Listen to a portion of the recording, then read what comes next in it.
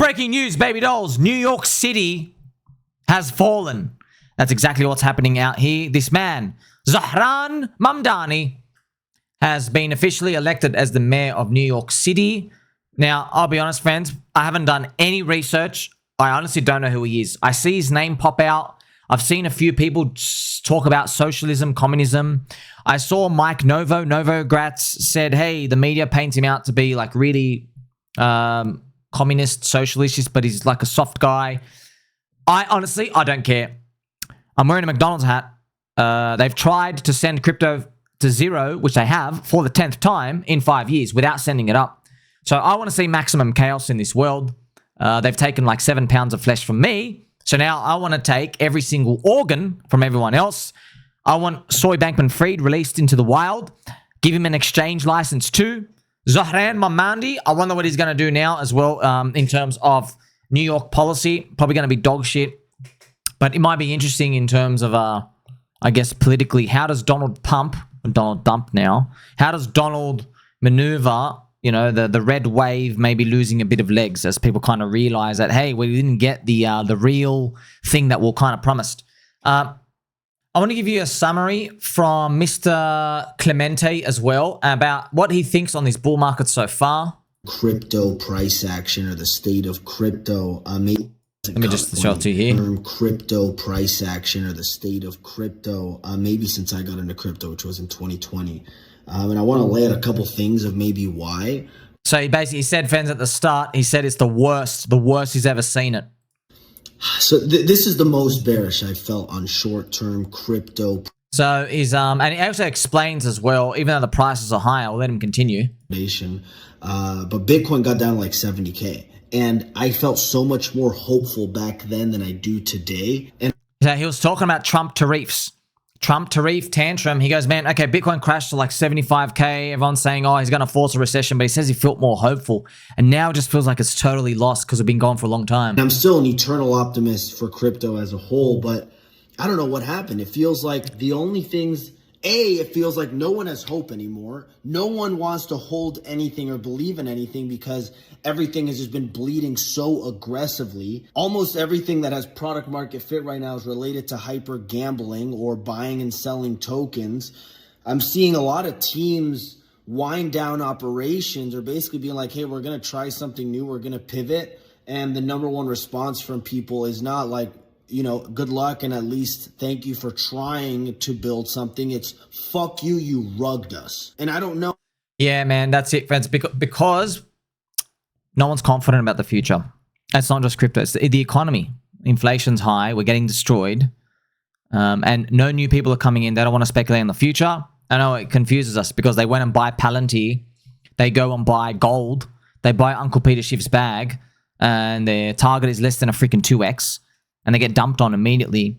That's what makes it even more tough to navigate out here. I just want to show you more streams from the timeline. Here you have James Wynn. You call yourself a trader? Well, why aren't you making money when crypto pumps or dumps? Remember, James Wynn got liquidated 45 times in a row. Not a typo. 45 times in a row, he got liquidated. And on the 46th one, he's still on the side fence. You gotta love the he's got the Bruce Lee thing. It's funny because Bruce Lee says when orange juice falls into a jug, it becomes the jug. Be like orange juice, right? So, but he's not. He's changing his mind every 2 seconds. And remember as well, James Wynn, so friends, he's down. It's such a funny story. Remember, he's down 24 million, but he's up $60,000 on this one trade. So, man, I hope he adds, friends. I hope he adds to his position and he gets liquidated on the way up. Man, that'll be just freaking hilarious. Also, I got my friend Mr. Playboy Penguin as well. It didn't take Somi long to make a video laughing about someone getting wrecked. He just needs to admit that kid is a scammer and looking for attention. Let the losers fade away. Stop giving them spotlight. So, remember, friends, that kid, 5K to 10 million. Oh, man, he's like, you know, in a very, very dark place now. But like, you know, there's $100 million of value lost. I know it's tough, friends, because like you're navigating crypto and there's 1,000 things that can go wrong. But that's what I shared with you, that story, because I've been talking about this since day one. I go, hey, man, like people come in as characters and they get a lot of things correct. and then you and I start following them, and then they always like fade off. Something bad happens. Their trading streak goes bad. They make a big call. They can't repeat it again. They do the Michael Berry thing when they get one call and they go, oh, I got this call, and then they just can't repeat it. Or they find one meta and they can't do the next one. That's happened many times. Remember, everyone did airdrop farming stuff in 2023, and then they're very late to the meme coin JPEG stuff in 2024, and now they're still selling that junk and no one's buying them, right? So that's why the game, it is tough. PulseChain OG, New York City has fallen. Florida is about to get even more populated. So political tension out here. Here you have rest in peace New York City. Breaking, a trader has a 2.8 million position on Zohran Mamdani winning the New York mayor election. So yeah, man, this thing is pretty much going to, I guess, flare up more political stuff. It's year of the snake, man. It's year of the snake. Breadman, stay over 100K or I'll do it. Yeah. It'd be nice if the market like actually listened to us for once. You know, except it kind of like does the opposite. What's been happening in the background, friends? There's been Tornado Cash, PulseChain, Sack Treasury, Ethereum movement. And my friend, Mr. Dirty Crypto, pre-showered. He has been reporting on it as well. Another 800 ETH, 14,000 Ethereum left to go. It's been Tornado Cashed. Don't know what it's been used for. And you know what? I'm still a believer. I don't care. Friends, you got to think about this, okay? Let's be honest, yeah? Prices are horrible. Crypto's dead. It's destroyed. I get it. But, like, they can send Bitcoin to zero and Ethereum to zero, okay? You and I, we're not leaving. We still believe, dude. I'm not leaving. Send them to zero. I don't give a crap. Doesn't change what I feel, man.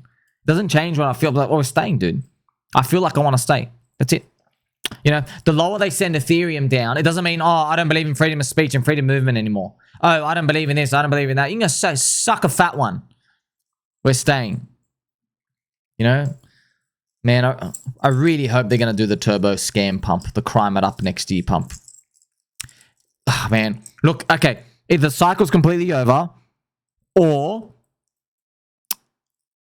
somehow Alt Season Wave 1 peaks with me moving into, you know, the optimism phase and posting all these charts where I'm like showing the diabolical scam dump, and I'm like, wow, they really scammed everyone out of their positions right before they did the giga send. You know, here's Crypto Jeb. Everyone's saying this is the worst Bitcoin bull run ever. Our engagement farming. ETFs, institutional adoption, government adoption, mass adoption, over 100K for months, 700% up in 3 years. Dude, chill and find another way to get impressions. 99% of people are in crypto. They're in Bitcoin for money and number go up. Okay, they're in that.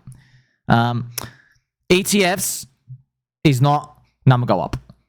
Institutional adoption is not number go up. Government adoption, not number go up. Mass adoption, not number go up. Okay.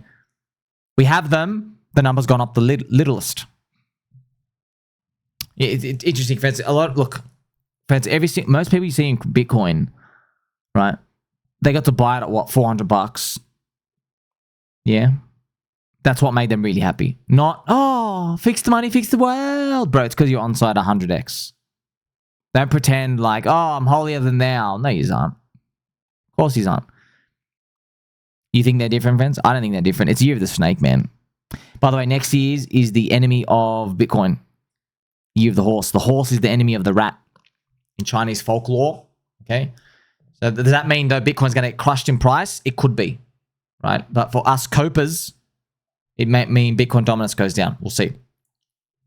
Hex. Imagine this actually being Richard Hunt. How stupid the whole world would look if $1 billion would suddenly be pumped in the PulseChain. 1 million millionaires made instantly. Blake, Matt, you are way deep in La La Land. Very true, sir. Very true. It's nice for us to dream. Here we have Tree Von, friends. A living tree with branches, with leaves, with roots, with nutrients. Richard, is that you? So this is Ted Pillows, not to be confused with Ted Blanket. He says, Bitcoin whale bought 10,000 BTC at $1.54 14 years ago. Sold it today for $1 billion. Oh, look at this. Ted Pillows is reposting something. Facts from July 2025. Just the farm engagement. Huh. Interesting. Here we have Kyle Chassé. $320 billion wiped from crypto markets in 24 hours. How's everyone feeling today? What a preposterous comment. What an absolute preposterous comment.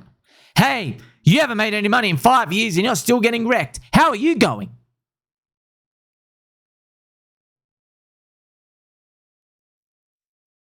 Uncle Peter Schiff.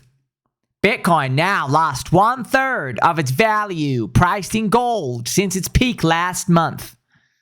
Just 2/3 left to go.